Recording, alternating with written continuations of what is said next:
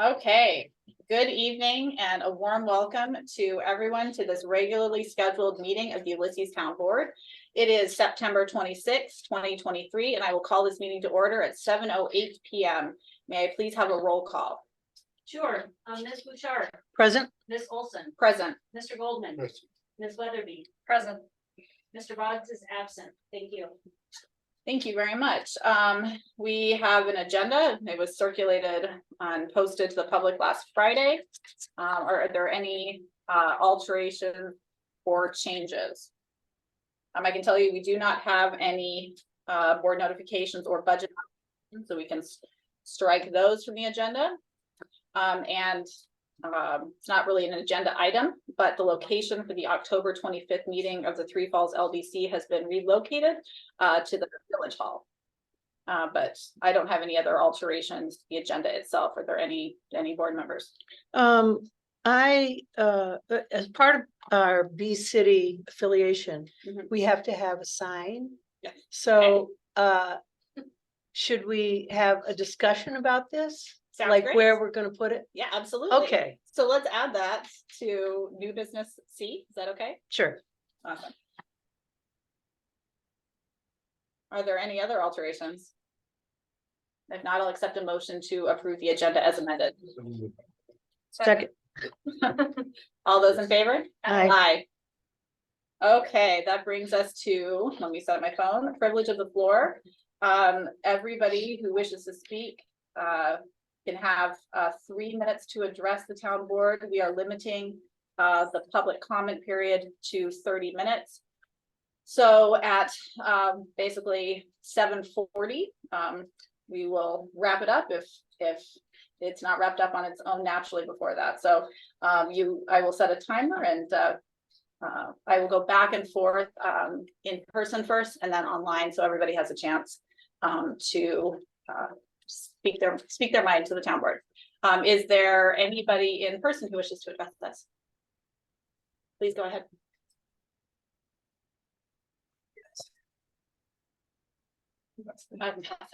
Thanks. My name is Chris Mano. I live at 5011 Du Bois Road. I'm going to speed through this so I make it in 3 minutes. I want to read an email exchange between myself and the town, read the town newsletter of last Friday. I've shortened these to fit the time, but it is complete in the printed copy. Dear Supervisor Olson, it appears from the September 22nd Ulysses updates that you are using that forum to advocate for your point of view on the town proposed acquisition of the Washburn land on Craft/Crumbs Corners Road. I'm asking that you give this option of in the weekly newsletter on this issue so that the townspeople can hear both sides and are able to make up their own minds. If, as you state, you believe that, quote, democracy will have its day, unquote, then this is the democratic thing to do. Response. Thank you for your feedback. It is important for the community to be involved in local democracy, and we value your participation. As the communications officer and primary drafter of the newsletter, I agree with you that the newsletter cannot be used for the purpose of attempting to sway voters in a town election. We have been careful to maintain this. Supervisor Olson's article explains to the public some of the town board's reasoning for purchasing the land, but does not tell the public how to vote, which would be inappropriate. The newsletter is meant to share governmental facts and events rather than public opinion pieces.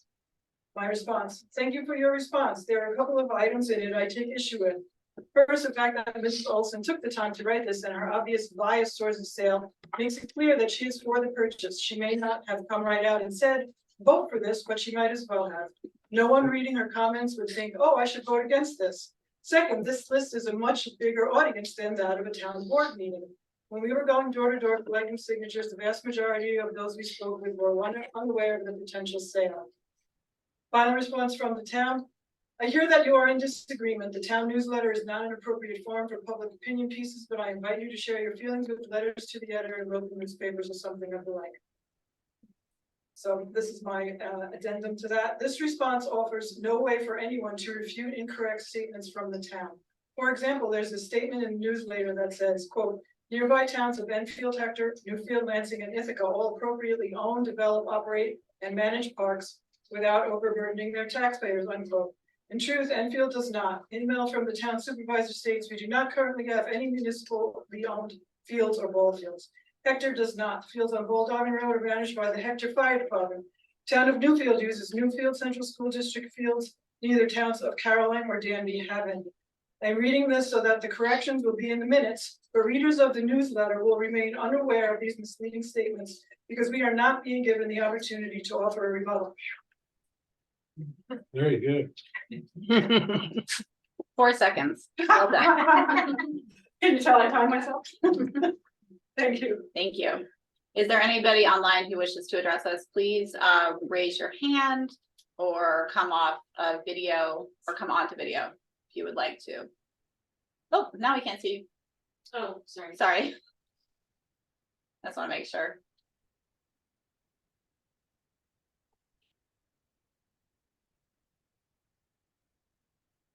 I am not seeing any hand raise online, but there's a little hand button. That if you push that, in the next round, I'd be happy to come back to you. Let's move back to, the, inside town hall. Is there anybody else who wishes to address us? Yes, please go ahead. I'm here for three different hats. The Cleo hat, just to the Coon Lake Watershed Intermunicipal Organization. Just to say, we interviewed 5 people today and we have some really good candidates. So we should have somebody on board by the end of the year, which will make a big difference. So I can give more of an update on that if you want later. And then I'm part of the drinking water source protection committee, so I'm here as the support of that. But as a resident and former elected official, I just wanted to talk about the Land from supporters. Just to say, I'm not against kids. We had 5. They all played soccer and tennis and track and all those things. And I too was in adult recreation. So I was also on the CC Rec when it started, and it's a great group. It's really nice to have for the town to have that kind of help. But it is, I will remind everybody, it's a advisory, and it's very helpful, but it is advisory. And while I don't love protocol, I think protocol is really important in government. And so protocol would be that the town itself would have a survey first to determine the needs of the recreational needs of the population. And then second, the town itself, not TC Rec, would develop a recreation plan and have that voted on. And then third, the town would identify funding sources for the project. This could be reserves or grants or partners. I'll just say that Salo Drive was free. We got a grant for that.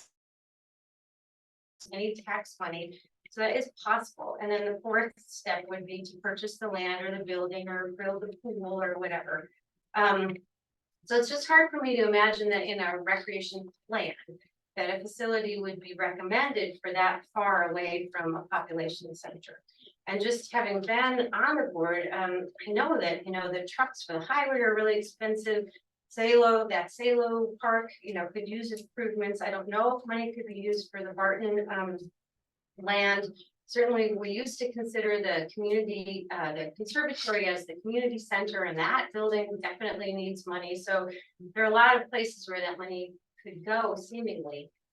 Finally, I guess that I would say the idea of the DPW is a great idea. The cemeteries and the water districts and parks should all really be under one department. So I kudos to you for looking at that. And just finally, a referendum is very expensive. So so this is going to cost the council a lot of money just to put it to a vote. So I would, ask you to consider whether it's really worth.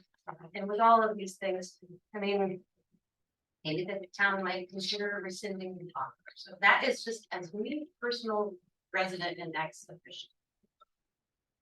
Well, I think you did even better with your timing because you were right at the buzzer. Oh, right before. okay. Well done. All right. Lots of experience, right? Thank you so much. Is there anybody online who wishes to address us?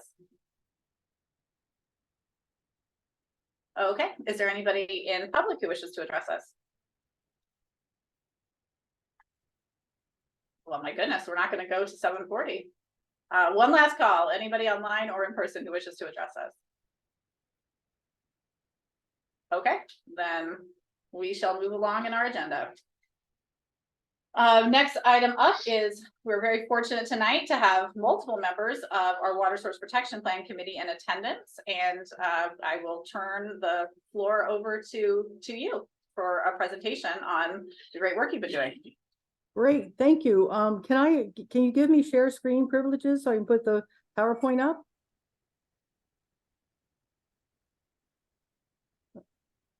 And if you're in the public and wish to move so you can see, please feel free to, because Rebecca's gonna be, we're gonna be seeing, Right. she's gonna be presenting from us on Zoom. There's some chairs over here. So Caitlin, oh, good, you're giving me share screen. Thank you very much. Okay, hold a second while I get this organized. Okay, so in theory, you all can see a full screen of a slide. Is that correct? Thank you, Timmy. Appreciate that.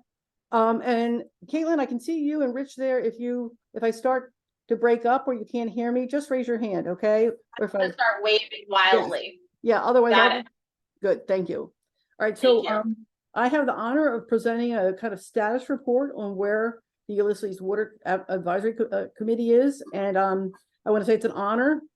We are really a great group, and as you can tell just by the fact that we have several members online, and I heard Liz's voice, and I believe Roxanne and Linda Little are also there. So it's a really good group, and we've all been working really hard. Also, it's a tribute to you all that the town board is thinking proactively about how to sustainably protect our water for the town moving forward. I love what this town does. I mean, we were at the forefront of what was going on with fracking, and now that's showing out to have been a really great decision. So I love how you all think proactively about the town. Okay, so this is the Water Source Protection Plan Committee. It was created by the town board. Linda Little does a great job as their chair, and Roxanne is serving as our co-chair. So thanks to them, things keep moving forward. Steve Morielli is on the committee. Tim is with us tonight. Amy Panic is with us, and Liz, I heard you there. Michael Boggs is our town board liaison, and he shows up regularly. And we have two technical consultants, TJ with the New York Rural Water Association, and Becky Sims, who is also in Zoom. Okay, so one of the first things we did as part of this process, which is being kind of orchestrated through the Rural Water Association, the vision for this, the first thing you do is kind of create a vision. Where is it you're trying to go? The town of Ulysses commits to protecting the quantity and quality of drinking water resources used by its residents, businesses, and landowners by identifying and implementing effective protection measures, engaging community support, and pursuing resources to access adequate potable water. So we have a number of specific goals, 8 in particular, and I'll mention them again, but for tonight, just the overarching goal is that we need to develop a drinking water source protection plan, calling it DWSP2, to balance the protection, use, and sustainable development of drinking water supplies for the town of Ulysses. And a key part of that is engaging the town residents to gather relevant information concerning their water use and needs. And I'll come back to that, but just keep that in mind. That's where we're going, what we're trying to accomplish. This is super important. This is the reason I agreed to be on this committee. It's actually probably the reason we're all on the committee. Each one of us has some pretty good expertise on water, and we care about it deeply. And the issues of fresh water are changing in this world. The global warming and climate change is one of the biggest components. And so we are having increasing freshwater scarcity. And I know we've all been hearing about California and the West had one of the worst droughts ever. This was from 2016, and the red over there in California is like a super extreme drought. But I want to point out that in that summer, see the little red over Trumansburg up there in New York, we actually had a really severe drought. That's not typical for us, but it is happening more often. And we're not only 2% of agriculture in New York State is irrigated, whereas like California's all irrigated. So our system's not well set up to deal with droughts. A second thing contributing, and I would argue one of the biggest issues, is that we overuse and mismanage our water resources. In particular, groundwater has been really neglected in terms of management for centuries. And what's happening is that maybe some of you saw the article, a very extensive article in the New York Times this past month on aquifer depletion. This is a map from there, and wherever there's a red dot, that's where the aquifers are declining. In the center of the United States, they're declining by up to 150 feet. And this translates to drying out rivers, drying out wetlands, drying out the surface, and trees dying.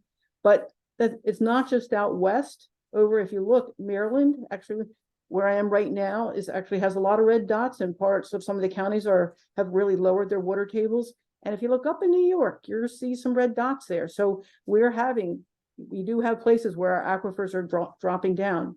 I also put that little note in the corner there to remind you that mismanagement also includes polluting aquifers and fresh water, our drinking water from rivers, lakes, and groundwater. And we have a 40-year pollution legacy ends in Ulysses. And that was when, due to the fact that in Jacksonville, we had a gas station where the ExxonMobil leaked into the groundwater, and it had devastating effects. It has been resolved and continues to improve with time, and Jacksonville's starting to flourish. But aquifer management is absolutely critical. Simultaneously, we're also having this increase in the frequency and magnitude of torrential storms. And so, for example, just 2 weeks ago, Leominster, Massachusetts had 11-inch rain in one day, and it flooded the entire city. Only a few months earlier, Montpelier, Vermont had 12 inches of rain. There's other cases, and the truth is we're going to get that. Now, what happens is that when you combine these big storms with mismanagement, poor land use, you get pollution. You get sediments running off, you get toxics running off, you get algae growing in our lakes. That photo on the right by Bill Heck is actually, that's our lake with sediment coming in. So it's really critical that we think about our water resources and think proactively about how to protect them. Okay, so that's a framing for you, just to emphasize, this is really important. The Ulysses Water Committee has been charged by the Ulysses Town Board to develop a proactive plan for protecting our drinking water supplies.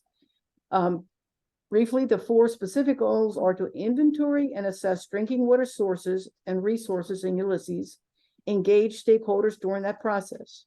2, identify potential and existing issues and/or threats to the source water. 3, work to protect the sensitive source water contribution areas from contamination by identifying and implementing protection and management methods. And then designate a plan management team to oversee the implementation of this plan. So a key point of this is every step of the way, stakeholders need to be engaged, our private landowners, our businesses, any agencies.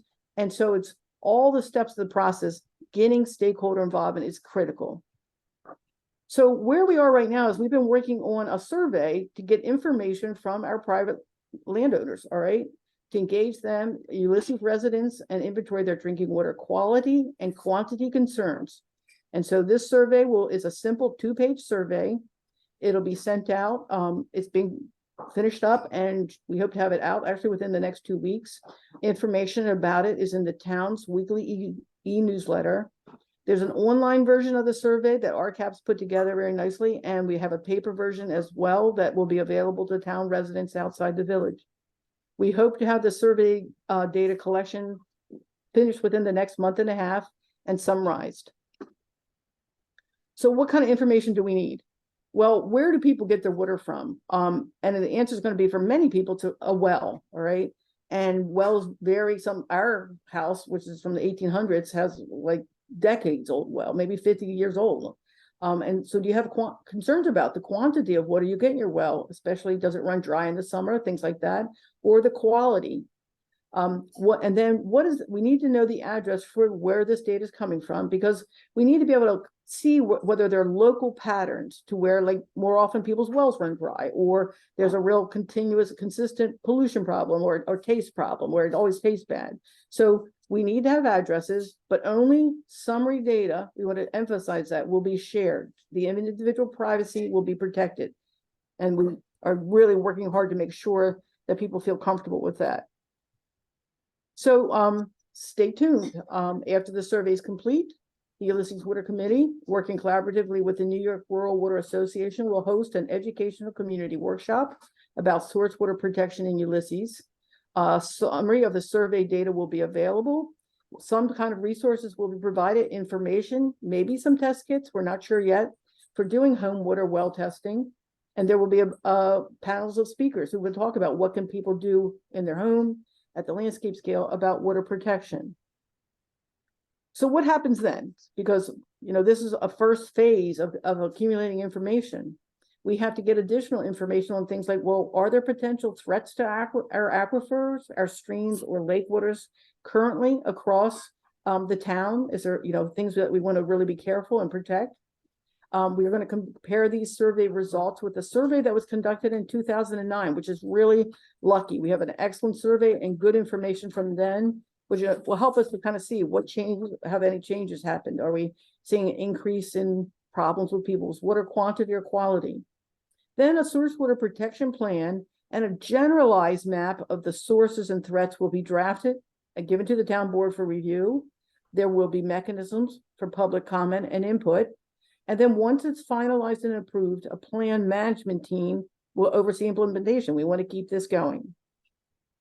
So a thank you first. This was jointly put together by our entire committee and reviewed and edited. And so I agreed to present it, but this is actually the work of the entire team. It does take a town to protect the future.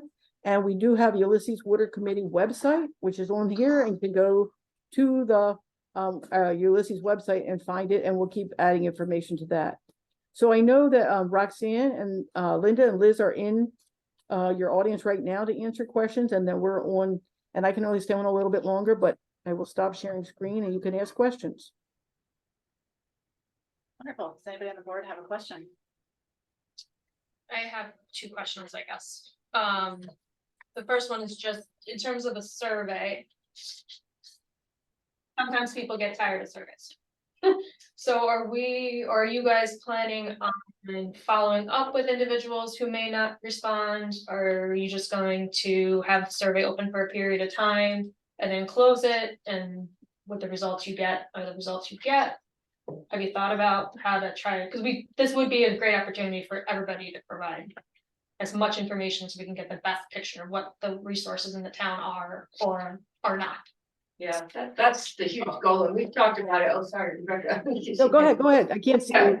Go And ahead. yeah, right, I'm sorry. And so, yeah, we talked about that like for probably way too long, the survey on our committee. But yeah, the current plan, we're still working through what's the best cost benefit with regard to a mailing, but we're having it online. We're at least gonna send out a postcard to everybody, letting them know, and then seeing what we get back, and then following up, and we're gonna have paper copies available in a bunch of places around town, and maybe some other mechanism to be able to get paper copies to people if they need them.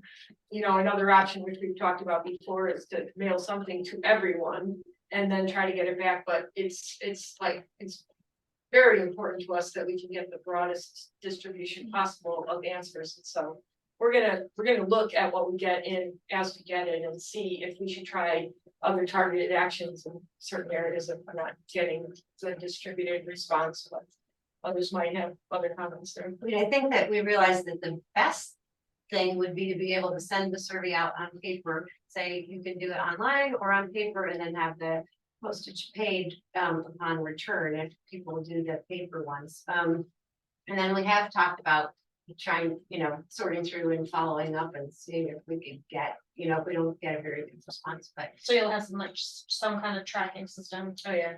Limited number of people will have the addresses, but that's not gonna be shared publicly and no other documents making mistakes. It's gonna go into the database that's built by RCAP. The online one, but then any paper ones would get inputted also into that same database. Yeah, we definitely would be able to look through and see if we can do another round of something. Yeah, but the other part is reaching out to folks to make sure everybody knows this is going on and trying to, so we do it individually, we do it newsletter. And through the other boards, issues come up all the time on planning and BZA about water, so. Right, this is trying to get a little article Yeah, in the free press or, topics we can somewhere Right. like that, so people will see it. Once it's launched, ready to. yeah. I don't know, Rebecca, do you have anything there? Yeah. Okay. I didn't quite hear you, sorry. I just asked if you had anything other than what we said about in answer to this question. No, that's what Amy does though. Oh, I was just going to put in one other comment is that I think through different networks that we each belong to, we'll be able to do some additional more targeted outreach. So, for example, I'm a member of the West Shore Neighborhood Association. So just in terms of reaching folks who live along the lake or along Taganic Boulevard, for example, I've already talked to someone there who's more than happy to help push out information through that network. But I think that there's going to be additional ways that we'll try to get the word out. Wonderful. Did you have a question? Yeah, that's just the next question, and I realize that's kind of funny since the question I just asked. But once you have all the data, how long do you expect the data processing will take to show some preliminary results? Weeks, Well, months? It could, yeah, I think it will. We have, it's more than just this data. We have other data that we're trying to collect too, as well, and merge it together to come up with a story about what's going on, you know, like what's happening in the aquifers and that type of stuff. So the plan is to at least go, you know, into the early next year. Is the project plan we have so far. And I don't know, if Becky's on, I think RCAP could speak to how long she feels like it might take to do. Yeah, I guess there's a couple phases of data management that will be happening when thinking about the slide that Rebecca presented and the broader trajectory of the town developing the drinking water source protection plan. So when we talk about, you know, that longer time frame, I mean, that's ultimately the product that we're talking about. So I'm in terms of the survey itself, I would say it first depends on how long we keep it open, right? Which will depend on how responsive folks are. But I would say once it's closed, getting the summary data to the town, I would say that's more in the order of weeks, not months after the survey is closed. I won't hold you to it.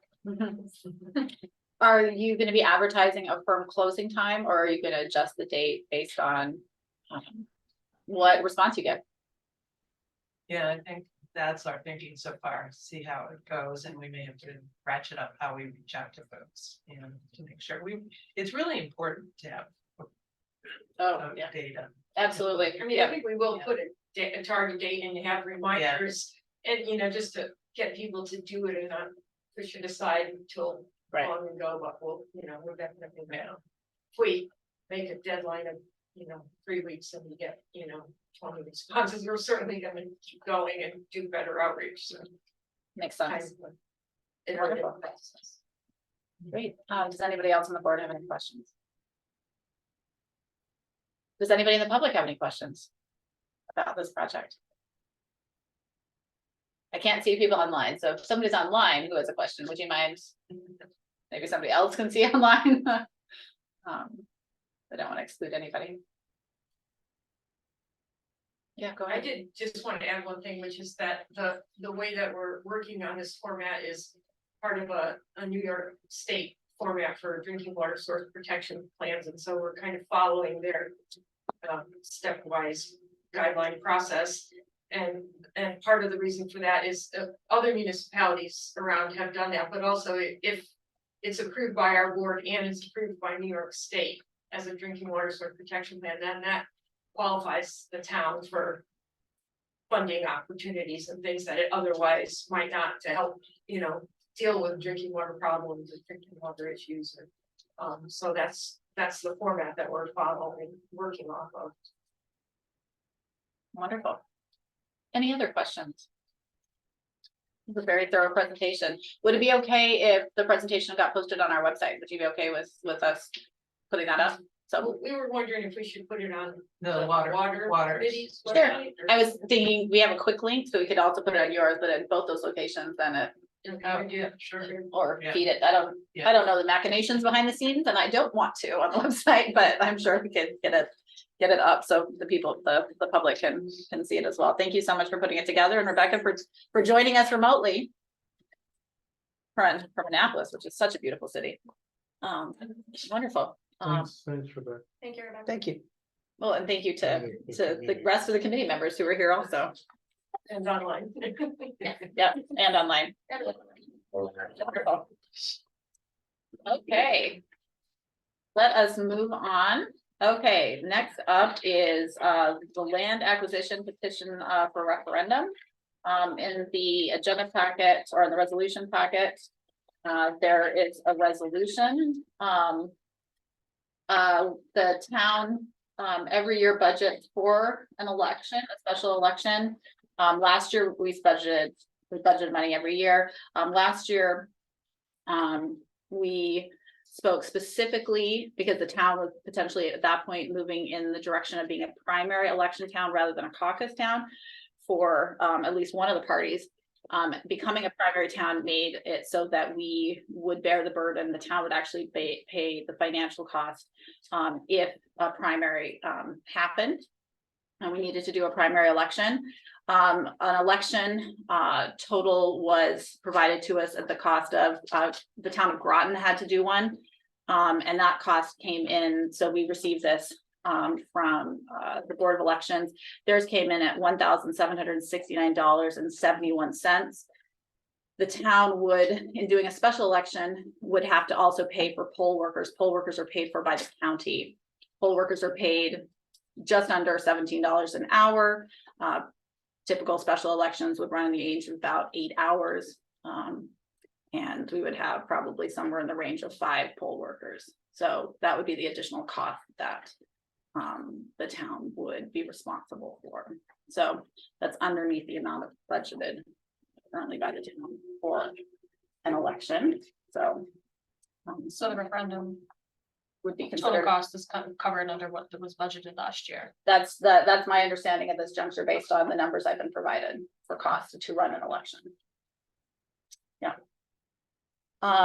So the petition was posted on our website. So the resolution before you, and what I'll do is I'll ask for a motion in a second, then we can do any further discussion. Whereas the town clerk received a petition on the resolution of land acquisition on June 27th, 2023, that is subject to permissive referendum. Now therefore be it resolved, the town board accepts the petition and directs the town attorney to prepare a resolution to schedule a special election. I will move that. Is there a second? Thank you. Any discussion on this? What happens if we don't accept?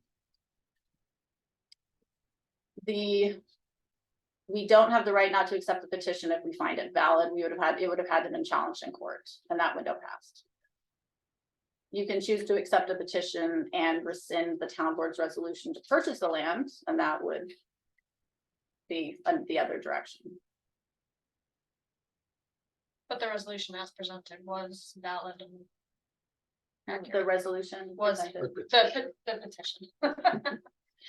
We didn't, there were no challenges to it. So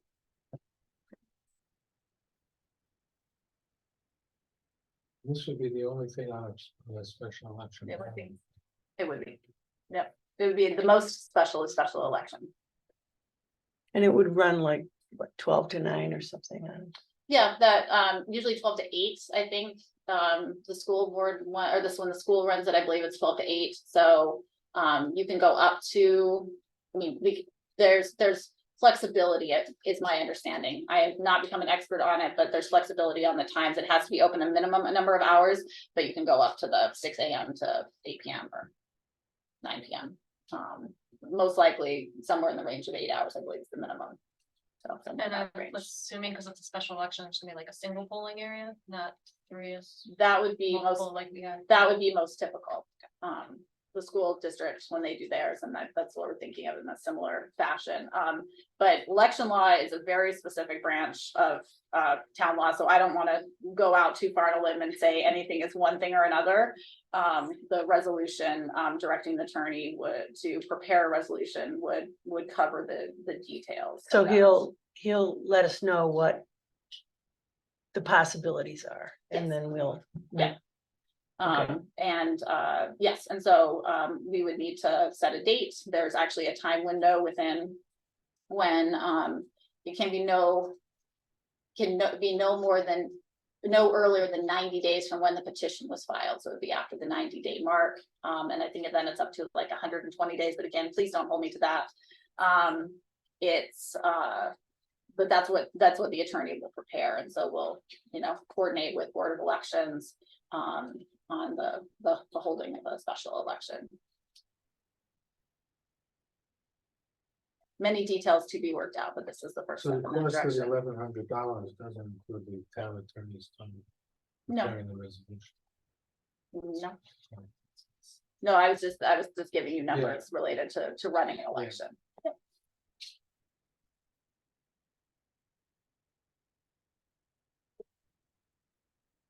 Any further comments or questions? If not, we have a motion and a second. So I will call for a vote. All those in favor? Aye.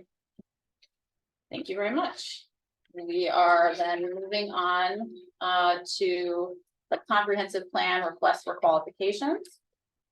The physical copy was circulated. This is actually a step that is not required.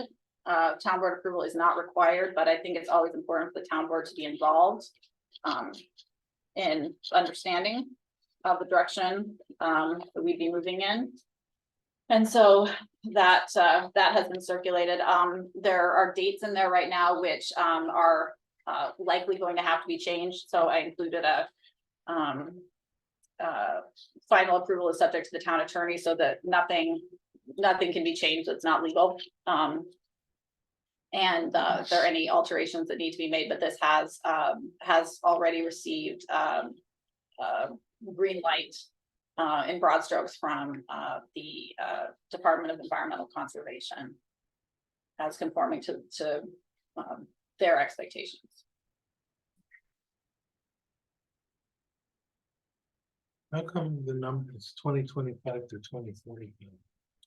Because that's when you estimate, that's what a comprehensive, what you're thinking about is what you'd like your community to be over the course of that period of time. And so that's when 2025 would be from when the plan would be tended to be adopted, and you're planning out 20 years. So you're looking at the vision of the town for the next 20 years, but ideally You within update. that time frame, your plan would have been updated. Mhm. It's like we last updated in 2009. 2009. 2019, it probably we're looking at, but Well, we were looking at I've had 20, COVID. very beginning 2020. so then We're it's thinking now of having just that. with a variety of things from DEC grants and so forth. It's now delayed. So now we're looking at 2025 to 2045 timeframe for our 20-year vision for the town.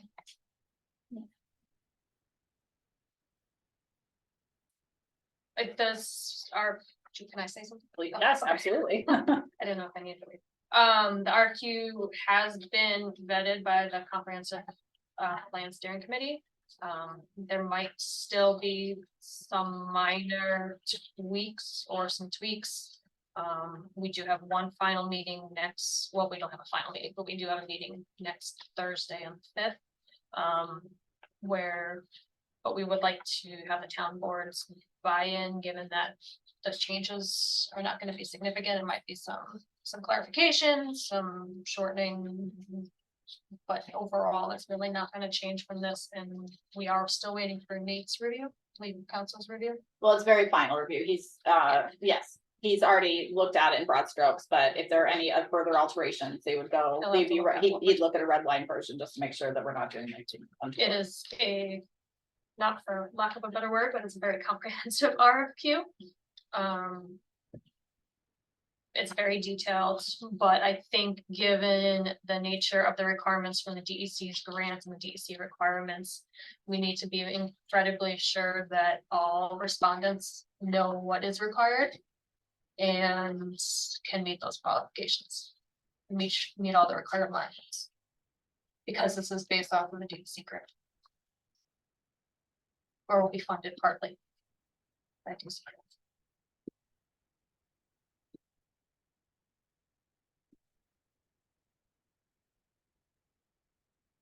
I said it in the meeting at the CPC meeting, but I love a RFP like this.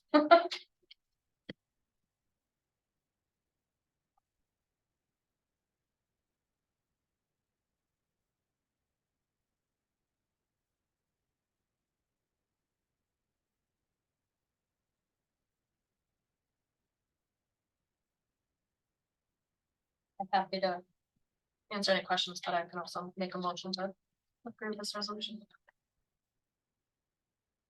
You can make a motion in second, then we can discuss. So I'll accept a motion to approve the RFQ as presented, understanding that it will go back for final review by the town attorney for any changes made. No motion. Is there a second? Second. Okay, any discussion? Do you have a number in mind, estimate of what this It's gonna cost. The grant covers How much, yeah, how much is the, I'll bring it up right now. 55,000. Yeah, 55. No, I think it's like, well, let me bring it up, sorry. hang on a second. I think realistically. It might come in a little higher. Well, let's make sure we budget for it. Just knowing the requirements. I think a lot of the studies have already been done or are being used, like we'll be able to use a lot of the survey data that's being used, done with like drinking water. county data? The county data that already has been collected on a variety of different resources, prior inventories that most likely haven't changed drastically. I'm sure there's minor changes here or there. So I think it's gonna be pretty close to that amount.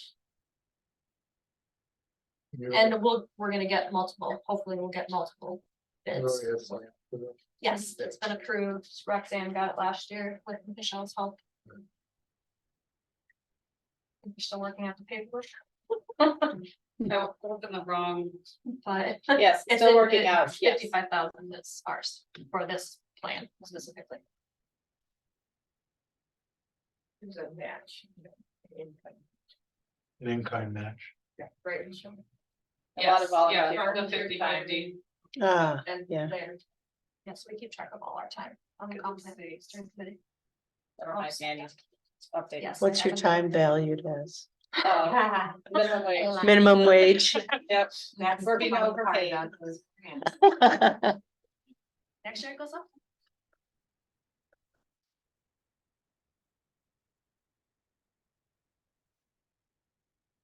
Any further discussion, comments, questions? Just the red in the last couple pages. Who is filling that information out? Do you have something? The insurance liability. That's part of the what's going, is through the attorney.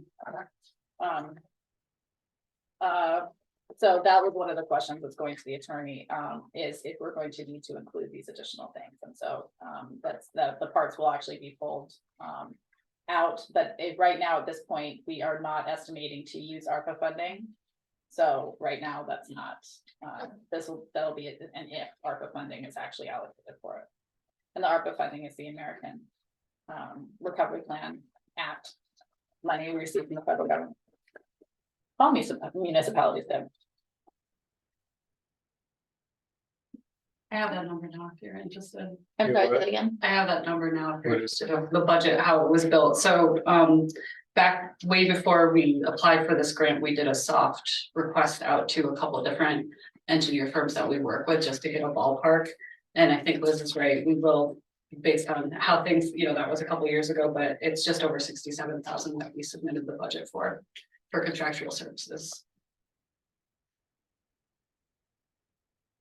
Okay. I was thinking 65, so. Okay, Okay, so we have a motion and a second. There's no further discussion. I'll call for a vote. All those in favor? aye. Thank you very much. Moving on, we have a consent agenda with 3 items on it. I do have one name to fill out. In that, one's the appointment to, the first one is a county contract. The Thomas County contract for youth development services. This is our funding allocation that was allocated in the 2023 budget for youth development funds, and this is the county agreeing to provide them to us. That's the first one. The second one is an appointment to an alternate position on the planning board. I understand that Rich and our town planner interviewed Carl Klankowski for that position, and they are recommending, Rich is recommending. And then the third item on the consent agenda, and if we want to discuss any of these, we can pull them out of the consent agenda, but otherwise we can vote on them as a package. The third one is an appreciation to our town bookkeeper, Blitz H, for the conversion to the enhanced gold reporting system in the New York State local retirement system. This is one of those jobs that requires tremendous administrative time, does not have the glory it deserves, and it really is a critical improvement to the town's overall financial operational capacity related to town employee benefits administration. And so our budget officer, Michelle Wright, requested this was included, and I very much agree that it's, the town's life way behind the scenes, is vastly improved, and we're very grateful, for her for tackling this. This was an important thing. So, is anything in that? I just want to say one thing about the alternate. to the planning board. Sure. Isn't, you might think, why aren't we appointing a permanent member since we're missing, we only have, right now we have 4. But I think the idea is to bring the person on and let them experience the Absolutely. planning board, and he and they both feel comfortable. So this will only go to the end of the year. Right. And then we do reappointments or appointments at our organizational meeting. I think it's great because I think as someone who joined the planning board directly, signing off for 5 years feels very long. Right, So I appreciate that, the logic behind that. Are there any further questions, anything you need pulled out, or if not, I would accept a motion to approve the consent agenda So- resolutions. Second. All those in favor? Aye. Aye, thank you. That brings us to the presentation of the tentative budget for 2024. Historically, this has happened over email, that the town board would be officially presented with it. But we learned before last year, that best practice is actually to officially present it in a town board meeting. And so welcoming our budget officer, Michelle Wright, to kick off this presentation for us. This is, to be clear, this is not a full, we're not gonna go delve into each line by line. Oh, come on, this one just started. She's had enough of those.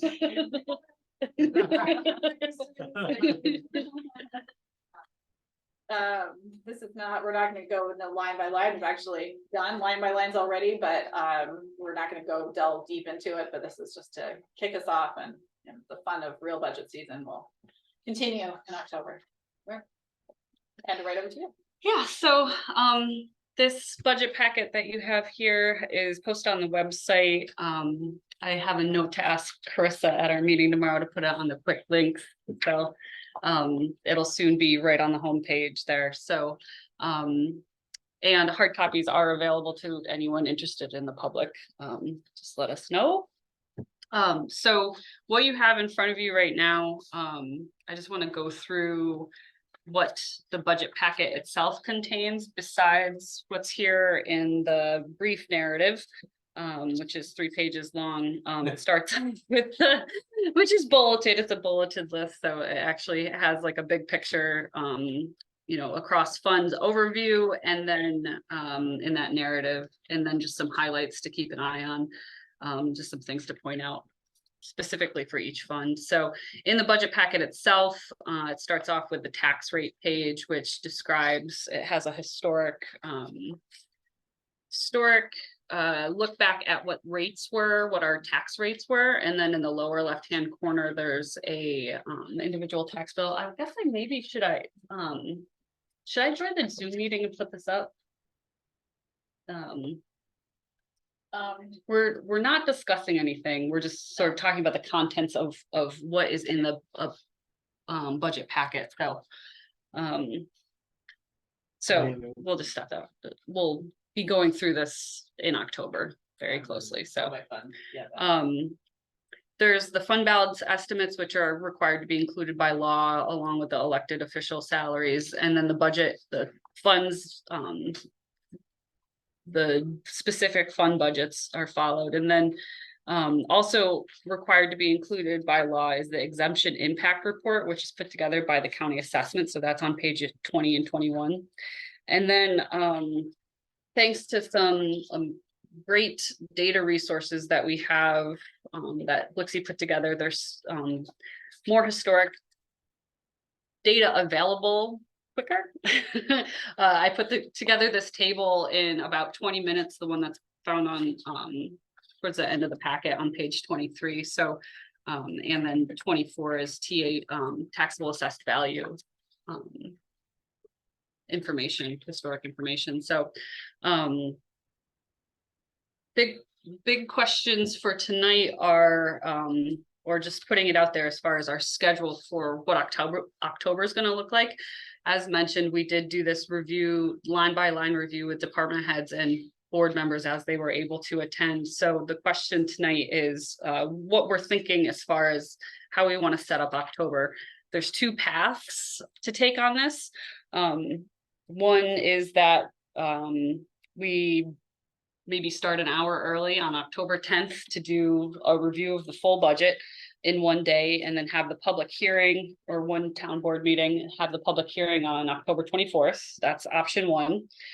So if that would happen, we would not be bound to that. We would, if we started at 6 o'clock, we could go through it, and if we found we needed more time, we could continue that into the second meeting in October. But sometimes things have moved faster than previously anticipated. Sometimes they move slower. So we wanted to be nimble so that if we felt at the end of the meeting on the 10th that the board felt comfortable scheduling the public hearing, we'd be ready to go in order to schedule the public hearing at that point.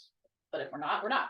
So Yeah, so the path number two. yeah, path number Choose two your is adventure. that we schedule the public hearing on October 24th.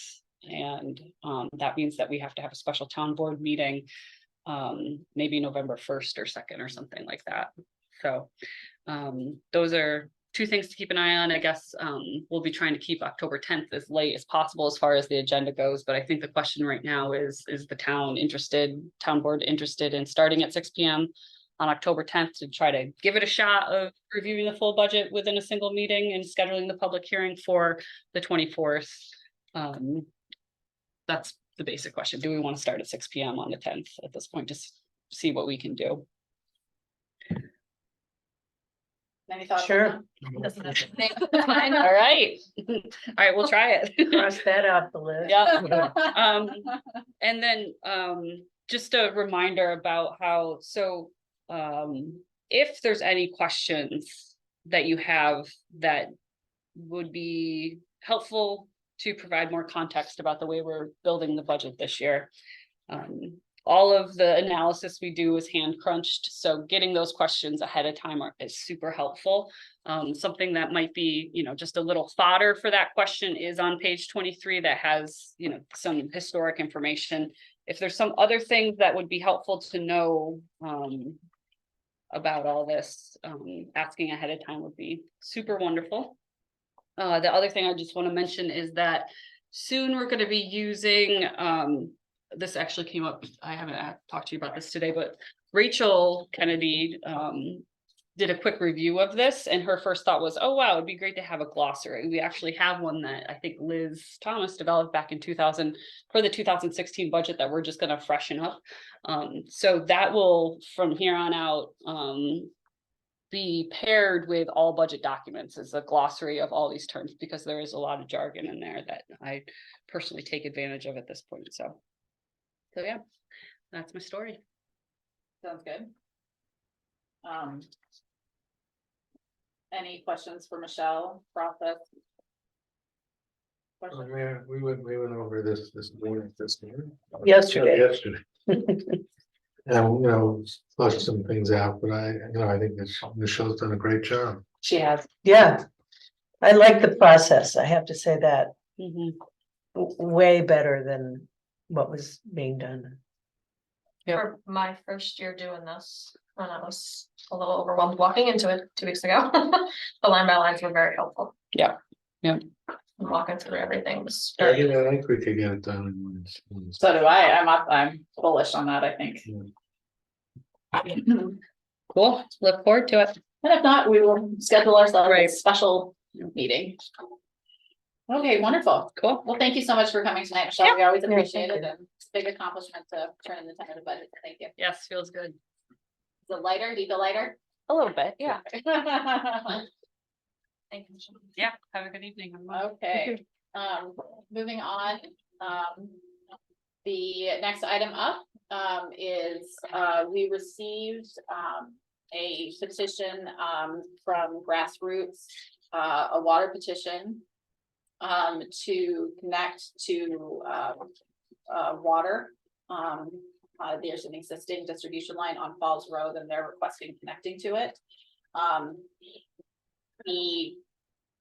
I have not brought a resolution to you tonight, and the reason is because the petition as presented does not include some parts that the town board has some discretion on how we want to proceed. So, we would need a map plan and report, for, that, proposed water district. And that's, it would be a single user water district. So the map itself, in terms of property is not challenging, but it's more of the mapping, there would be understanding the infrastructural needs for the property. And so it's fairly common for that not necessarily to be included. The town board has discretion on whether or not we say flat out that we're rejecting the petition because it's missing those things, or are we willing to entertain accepting the petition and then undertaking in the general funds expense for now at hiring an engineer. My recommendation would be MRB because they're both the town's attorney, but more importantly, they're the village's attorney. I'm sorry, Engineer. engineer. I'm so sorry. I don't want to hire the village's attorney, even though I think Guy Crow is a lovely human. Sorry, thank you for clarifying. We would need to hire the village's engineer, who happens to also be the town's engineer, MRB. The recommendation would be to use them because they have obviously knowledge of the village's water system. And they could put together a map plan and report. At that point, if the water district was ultimately formed, we could pass the costs associated with the preparation of those materials and add it to the debt of the district itself. So that would be a cost that we could pass on. There's some pros and cons. The con being that the general fund would have to absorb the cost. And if the district failed, the town would eat the cost on that. I don't know. That's why I don't have the resolution tonight. I have a meeting scheduled. Well, I have a meeting on the books for next Wednesday to start talking about finding out price point.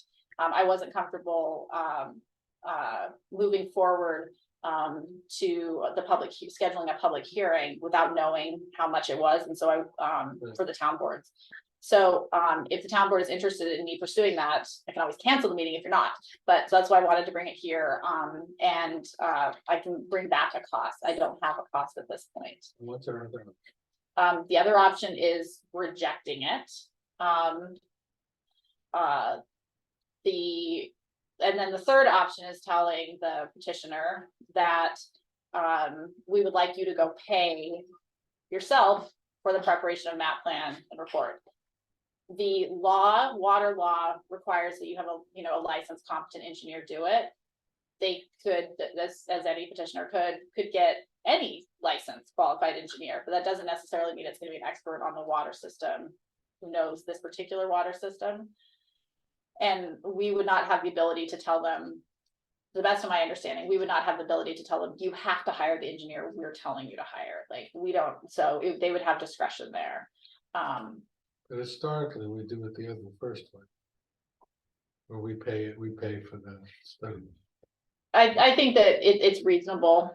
It's reasonable to do that in this circumstance, especially because it's connecting to an existing. It's not our existing infrastructure, but it is existing water infrastructure that's already in place. So it's different than running necessarily a big line. The distribution line already exists.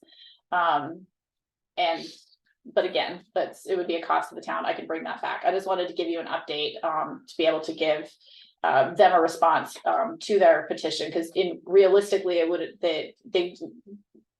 one might expect, having submitted the petition, that it would have been acted upon tonight. Per New York State water law, we wouldn't be able to schedule a public hearing because of the notification requirements built into that law. It would really be 2 meetings out from whenever we accept the petition. And so if we conceivably accepted the petition at the October 10th meeting, we wouldn't be able to actually hold a public hearing till the first meeting in November. So there's a timeline involved in it. But before I took any action that caused expense to the town with our engineers, I wanted to get a sense of how the board was feeling about moving forward, at least get a quote. I think getting a quote is relatively harmless, and we have some more figures to be dealing with. So this is a single user, nobody else will be able to tap into this line. This will go down just for Grassroots. As being proposed, it's a single user district. Okay. Doesn't mean it couldn't be grown in the future, but as proposed, it's a single user. And so Mr. Heffernan then kind of goes out the door. Yeah, because it's, I mean, I They're not guess gonna it's still subject to it, I believe. But but they're not. They would have to challenge their own request, Which they're not. Mm. so. So the um, chances of it being denied, Right, yes, there is a chance. I'm not saying it by any means. right, I mean, there you could see denial, someone could back out in the future because they discovered the price point was not Right. something they were willing to bear. Right. But it wouldn't be because multiple property owners disagreed, because Right. it would be That's a permissive referendum of the proposed district, it would not be a town-wide permissive referendum. right. So if Grassroots sees a price tag that they're not comfortable with, they can pull out of it, and then we're stuck with the cost of this map plan. Yes. You're sure we can, and the reason, Yeah. But we can require them to provide it, right? Or, but not with the same engineer we have for the village and the town, you're saying. I think So- there is a benefit to have them RB. So that's the best of my understanding. I can get legal clarification before it comes back to the town board. Because it seems to me that logically speaking, anyone would want the engineer that did the whole thing to weigh in on this. Right, I mean, the way the law is written, it's that it's a license, I believe it says a licensed qualified engineer, that says something of that effect, and so. The law doesn't hold the applicant to select an engineer that is the town selection. And the reason that I would be more interested in this case than in maybe other cases of making sure that we have really good information from the engineer is because it is attaching to an existing water line, which so I was historically a part of the failed attempt for the Falls Road Water District, and there were questions at the time about, depending on if there were connections and how many connections, how many fire hydrants would have to be installed along that stretch. And at some point I heard, and that's one of the things I haven't had a meeting with MRB yet, but want to make sure that any additional infrastructure that may not be immediately apparent to just any engineer, but someone who knows that line and what would be required of that specific distribution line, knows it. And so what I would be concerned about is that any qualified engineer might say it's this price point, and then someone who actually knows the system says, well, no, actually, you're forgetting about X, Y, and Z that would also need to be installed as a result of interacting with an existing distribution line. So that's why I'm kind of like leaning towards, I think the MRB, but I don't know if we can require, But if you had a qualified engineer who said X, they're gonna pay for it. If there's more if there's more cost, the applicant's petitioner would be paid for it. Right? Well, it's in terms of the cost to be related to the actual construction of the district. So what I wouldn't want to find out is that you want to go before you do a final vote establishing the water district, that pretty much everybody is comfortable with the price point that's being established for how much that district's gonna cost. You wouldn't want some expensive surprises, basically. So I'm happy to find out from the town attorney if we can request, certainly we can request, whether or not we can require. It is a different story, in terms of which engineer it is, but we could certainly. I'm sure we could request, but at this point, I don't even have a number to tell you of what. The cost associated with doing that, engineering, map plan report would be, so. That would be my next step if you're. although, I don't know, I think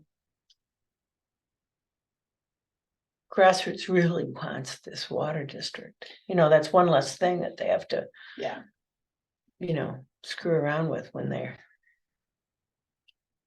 getting ready for their festival, yeah. I'm personally in favor of getting them water to that property, because I know, having watched the interactions with the health department, that having clean water that's, been prepared and like that would be a huge asset to that, to the use of that property, so I'm not standing in any opposition to the actual And if it's acquisition. approved and there's X cost, how are you gonna bond it? How are we gonna do that?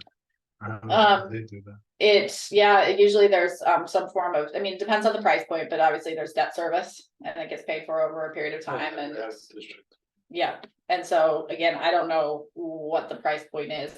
I mean, there are sometimes water districts that are put in place and someone writes a check and pays for that water district because it's not that expensive of a water district. Whether or not that would be in this case, I have no idea, so. That's a little bit farther down. Well, let's clarify. I mean, I think they should, we should get a figure out how to have the water district. Mhm. But I'd like to know the answer to these questions. Absolutely, I'm happy to get those answers. I wanted to have some conversation tonight with the understanding that we couldn't really take any action, but I wanted some direction. from the board. How far away is what they have to hook into? It's across the road. Oh, no, at that point, it's It's across the behind the road. Sure Save or? Nope, it's not, can't connect to the Sure Save, but it's on the Falls Road side, and I think at that point.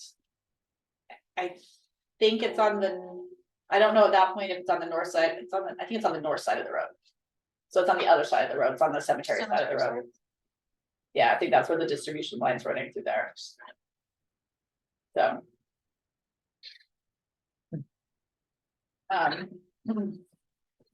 So you two? Do you have my keys?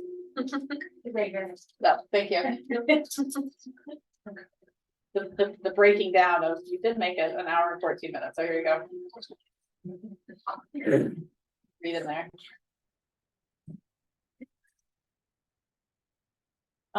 Okay, well, I will get those answers to your questions, bring back the information, and get a cost estimate from MRB as well, so we have more information for the next meeting. I apologize, when we got the green light to go ahead on the resolution, MRB didn't have time to put together numbers, so I couldn't get you the number. No, I think that's fine. I think a little more information. Sounds good, and now I think Bee we're City gonna have, yes, I was gonna say, this sounds like the most fun this meeting will have. What's going on with bee signage? So in order to be an affiliate of the Bee City program, we are required to have a sign that says we're a Bee City USA. People are gonna get very confused being that we're in town. Yeah, Next to the town of Ulysses, Bee City.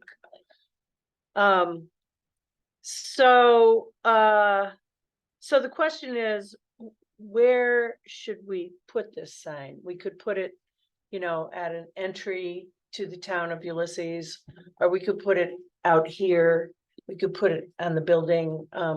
And so I wanted to just get some feedback from the board as to if they had a preference where it goes. I don't know how much it's gonna be. I put money in the budget for next year. I thought I'd talk to Scott. The sign is not, it's not one of those green signs with white letters. It's colorful. It has a bumblebee on it. And a flower, I think. Do you have any idea where you think it should go? Well, I was thinking either at Town Hall or maybe on 96, where you're coming from Ithaca. But I don't know, there's like, There's that Town of Ulysses sign on you're entering the Town of Ulysses. yeah, You could put it. put it on that one. I'm afraid people are gonna not know what it is though. They're driving by it. Well, Well, I say, Like do you know how big it is? it's 24 by 30, so it's 2 feet by 30, so something like that. Is it designed to be installed in a place? I mean, like, is it the design of the sign, like, would it be legible if you're driving past at 55? That would be my. I think so. Yeah. I think so. I'll send you all the what it's supposed to look like, a PDF of what it's supposed to look like, and both of those seem to me reasonable locations, so. Kind of like the idea of like sitting in the garden up there. Well, that was the other thing, is that we have this great pollinator garden here at town hall. You know, and that doesn't really favor one entry into the town. Where's the pollinator? Oh, it's right up front. Right there. That makes sense. You always come in the. I come here. We could have one out there too, we might be doing a parking lot. Redesign. What do you- So what's your feedback? What do you have a preference for one or another? I mean, I don't have a.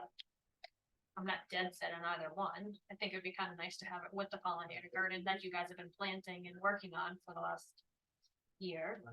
But if you want it to be out and seen by everybody, then 96 would be the more appropriate spot. I'm fine with either, but my only question was on of whether or not it was legible, you know, I would hate for people not to see. Well, what you it know, we is, could but- get the sign and see what it looks like. Exactly.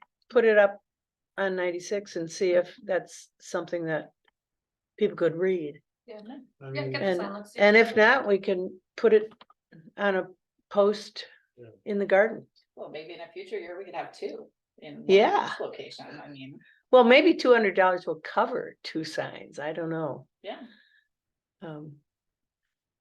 Okay, Do you need an approval or anything to get the sign? I don't think so. No. Okay. I can greenlight that expenditure. I think that's wonderful, and honestly, I think you should think about two signs, that would be really nice. Yeah. If they could look good in those locations. Well, thank you to you and the bee committee. For keeping the buzz going. Hard to pass up on one of those. Upcoming events, we're gonna start our regular town board meeting now at 6 p.m. On the 10th. And then the 24th is our next regular town board meeting, potentially a public hearing night, we will see. And then the 25th, I did note, that's the Three Falls LDC is going to be in conjunction with New York State Parks, is going to be having an informational meeting on the status of Camp Barton. Good news, it's good news on Camp Barton. And originally we were going to do it at the fire hall, but they have another meeting scheduled, so we will be at the Trumansburg Village Hall. There will be an online link available because that only seats 60, and so we're hoping that it should be big enough. And any questions about that stuff? It will not be a town board meeting because it's going to be the Three Falls LDC will be running it. You can attend, but it will not be a town board meeting. So Krista can attend if she would like in her capacity as a citizen without having to work. And that brings us to approval of the minutes. I will admit I did not have a chance. Krista has been doing yeoman's work. Sent late, I personally have 30, so. I haven't had a chance to fully review them yet. Let's Would put we be it- okay to just table put them it- yeah, for? Sure. Okay. Okay. And we, as I said before, we removed the board notifications and budget modifications, and so that brings us back to privilege of the floor. And as a reminder to the public, you may have 3 minutes to speak. We do have a 10-minute limit on it, but I would certainly be amenable if there were more people that exceeded the 10 minutes who wish to address us tonight, and the board feel okay extending that. Yeah, that's fine. So we're having a fairly efficient meeting. So I'll invite anyone in person who wishes to address us. Is there anybody in person who wishes to address the board? Please go ahead. I just wanted to comment on the item of the water district that was combined. I don't completely understand why the town wouldn't ask Grassroots to prepare the map plan and report. And I understand that you can't tell them which engineer, but it's in their best interests to do a good job and design it well, because they have to pay for all the maintenance and everything of it if it doesn't work. That's right, yeah. And so, and that would be, it would seem not very smart of them, a good decision to decide to just use some other engineer and do something that doesn't work. And also, as I thought I remember, the town board has the option to not approve going forward with the water district, and then there can be a challenge and all, but if you feel like they're not using a good engineer and getting a good design and an estimate, then it doesn't have to be approved by the board, you can say that, and so the board could certainly advise them that it's in their best interests to work with the village and town's engineer, since it's a system that's already there. And I, as a citizen, and taxpayer, would strongly encourage that the town doesn't take the risk of paying the money for that one property owner, and that they do it. And I think you certainly can encourage them to choose a good engineer that works the best, and I can't imagine why they wouldn't want the most effective design. So, 'cause they have to pay if it doesn't work. They have to bear the operation and maintenance costs. So just wanted to make that statement. Thanks. And just say that, that's what we were getting at. And I think push come to shove, they should. You know, one entity and they want the district, they should pay for the maps, but. Sounds good. I will, as I said, I'll Right. pull the information requested and bring it on back to you. Okay. Sounds good. Thank you very much for your comments. Is there anybody online who wishes to address this? Would you mind pulling up the list of? Krista? I think it's just one person. Oh, I'm sorry. Yeah. Okay. I'm not seeing you come off screen or raise your hand, so I'm gonna assume you did not wish to address us. Is there anybody else in person who wishes to address us on any matter? Okay. To adjourn. Second. A record Record ending.